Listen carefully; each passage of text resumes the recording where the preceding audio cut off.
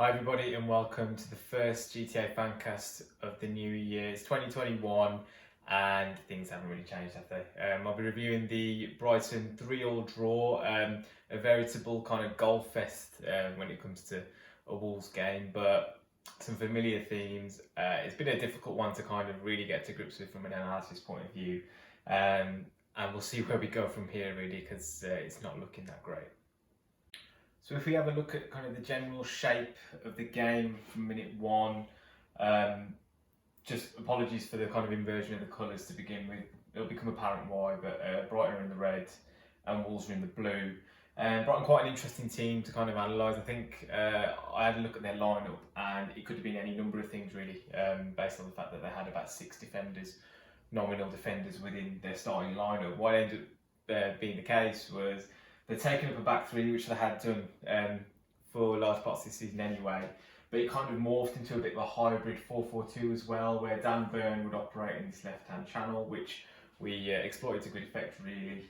Solly March would be encouraged to play further forward, and then Neil Mopai and Connolly would make a two up front with Leandro Trossard kind of playing in this space. So it kind of flitted in between the two. You'd often find Dan Burn kind of overlapping into that space. If you have a look at the average positions as well, you can see kind of Burn, not strictly speaking in a back three, so to speak, but kind of a tucked in left back. Joel Veltman kind of taking quite a standard position out on the right flank, and Solly March actually playing quite high. Whether that was to kind of push Traore back a little bit, might have been the case that he wanted, almost wanted 6'7" Dan Burn running in the other direction rather than running back towards his own goal. What ended up happening, Traore actually had a pretty good game, really good game really. He was the only real threat throughout the 90 minutes that we posed. And as you can see, we had a kind of 4-2-3 shape that we've adopted on occasion this season as well. But if I throw up kind of the average positions for us, you find a lot that Fabio Silva is dropping into this kind of deeper space, with Vitinha playing slightly higher almost. I think we're trying to get Silva's play back to goal maybe developed a little bit more. Maybe that was the only way he was going to get on the ball today. I think it was quite obvious that we missed Daniel Podence in this game. Vitinha is a tidy footballer, he's nice on the ball, but without being able to do anything really penetrative. Again, if I throw up kind of his dashboard of what he did during the game, picked up some nice pockets, passed the ball nicely, but not really anything to speak of in this part of the pitch. He didn't really trouble the Brighton backline with his passing or his movement or his ability on the ball either. We just kept the ball nicely in certain parts of the pitch because of his technical ability, which, to be fair, it's okay. You can see there's a player there, but I think he's much more of a deeper line midfielder than a number 10. And it goes to show that the lack of kind of squad depth that we've got available to us at the moment, our hands are tied and we will suffer as a result. And despite the fact we went into half time with a 3-1 lead, I don't really think it was that deserved. Just wanted to briefly touch on as well the two strikers that were nominally the kind of main front men of each side. You've got Neil Mopai, who obviously got on the score sheet with the penalty, and Fabio Silva. And I think with Brighton, to be fair to them, they're a pretty well coached team, and you saw in the way that they actually got into advanced areas of the pitch that a lot of what they've been coached to do is working, and they've obviously had some really good performances this season without necessarily getting the results. And one thing they do tend to do is get the ball into their striker quite often, and which they managed yesterday. If I just flash up kind of Neil Mopai's heat map, you see him, he had a similar number of touches to Silva, but he's getting the ball in this kind of area of the pitch, and ultimately that's where you want your striker picking up the ball and posing a threat, and it's the kind of position where he ended up winning the penalty from.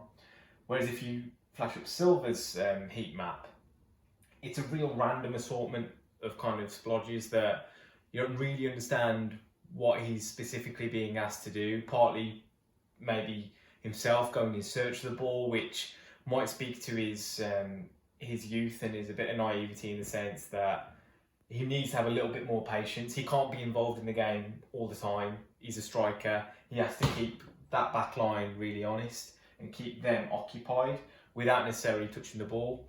Something that Jimenez actually does quite well. He doesn't necessarily get involved in the game for a whole 90-minute period, but when he does it in the right areas and actually causes a threat to the opposition. So I think something that we could work on, obviously. I mean, we know that we can't continue with Silva as our main striker for the rest of the season, but just trying to train Silva in an exercise of patience a little bit, just to say, stay in the right areas, the ball will eventually come to you. But yesterday, he just kind of became a little bit erratic with his movement.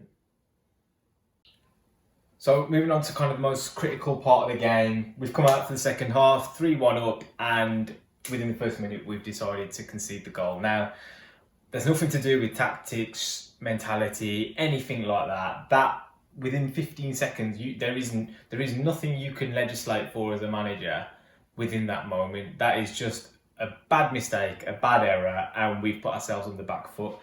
The problem with that being that despite still being in the lead, our confidence just drained from there. A 2-goal lead compared to a 1-goal lead was, just totally, draining for the players in terms of they just looked entirely fragile then.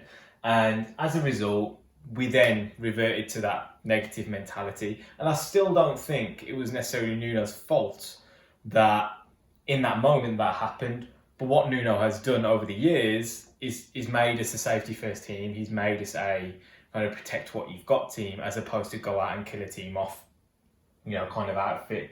So, I mean, if you have a look at that period between half time and then conceding the equaliser, our pass map just shows we didn't get into Brighton's half. We literally didn't get into Brighton's half. And, that, again, people talked about the moment where Kilman came on for Vitinha. Kilman came on in the 64th minute. Between 45 and 70, the vast majority of that game was played with a back four shape.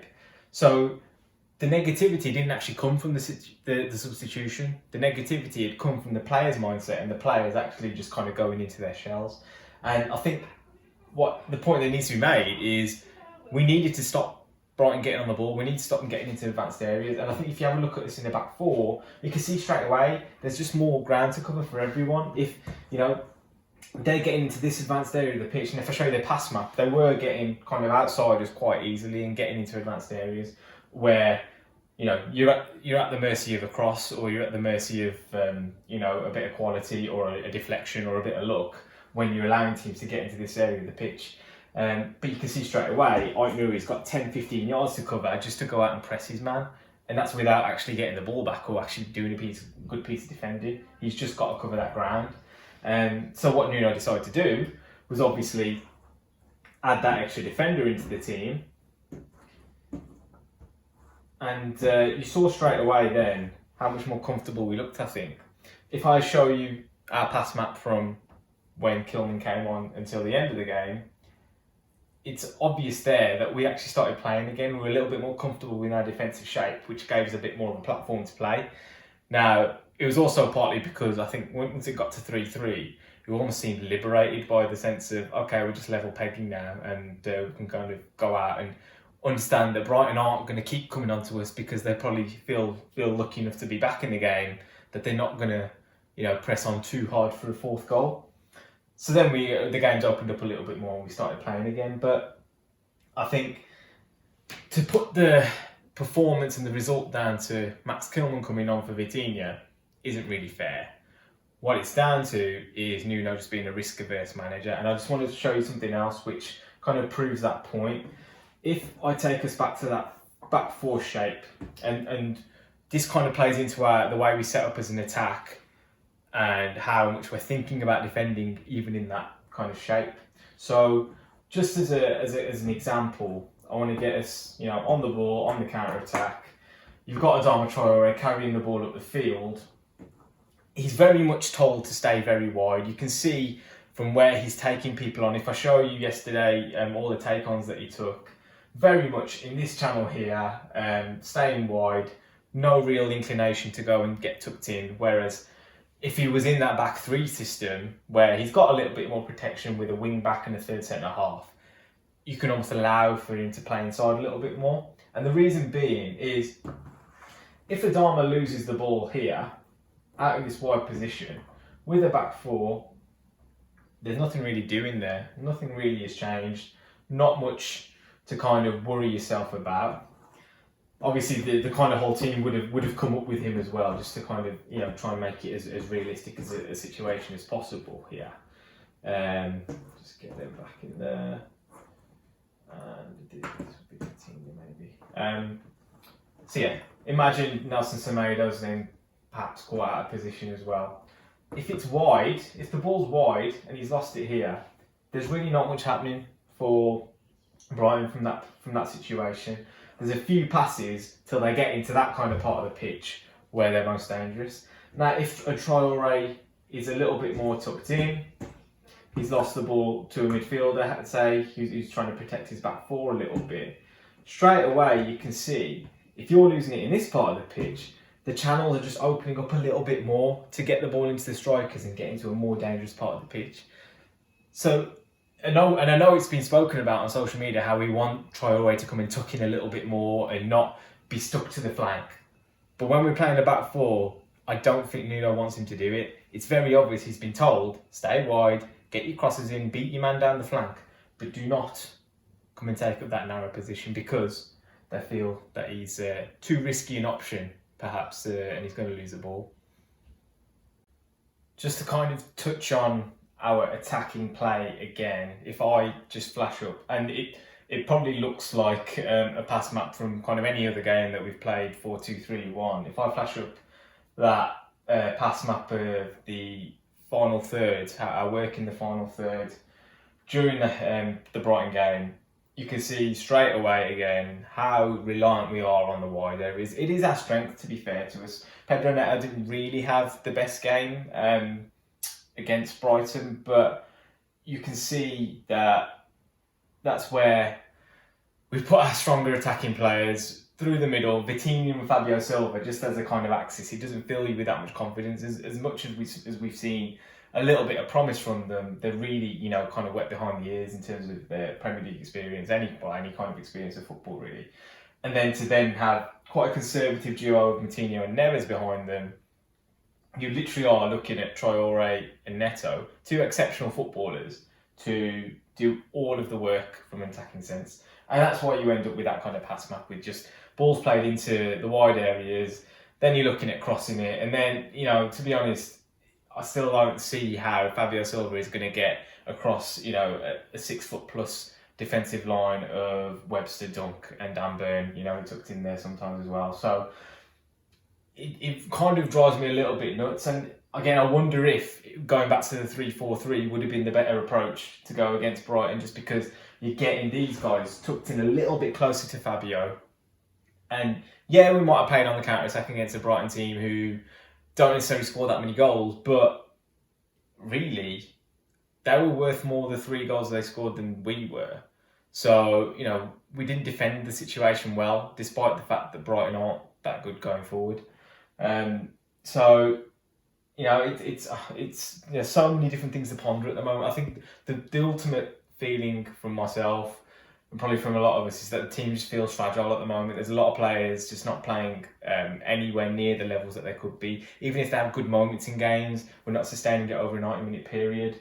And as you can see from the bench, we're missing so much talent at the moment that we are going to struggle for a bit. And it's on the club to really tell us when these players are coming back, but we're never going to know. And who knows what kind of team we're going to line up with against Crystal Palace. But it's not looking bright at the moment. I think we've talked about January transfer window, bringing someone in. The most important thing for me is we bring a striker in who can take a bit of pressure off the team, hold on to the ball, link up play. I don't even necessarily think we need someone who's going to absolutely, not 10, 15 goals in for the rest of the season. I think it's more about getting the team up the pitch and looking a more confident unit to begin with, rather than just saying, as an example, getting Luka Jovic in, who is a very good finisher, but won't benefit this team from a build-up play perspective, from a pressing perspective.